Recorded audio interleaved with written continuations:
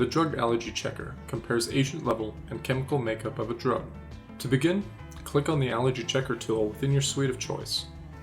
You can search for agent or drug class history. Let's search for our patient's glyburide allergy in the allergy history search bar.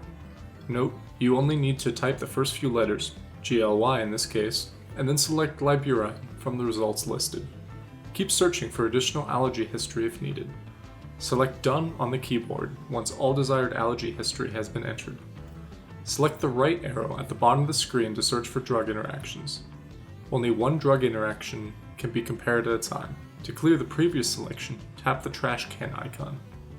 Enter the drug the patient plans to take. Let's search for furosemide and tap the desired result from the list. Now we can see our results for potential sensitivities. A red warning label indicates an allergy warning. Click the info icon for further details including the severity of the potential reaction. You can return to the previous screens by clicking the back arrow.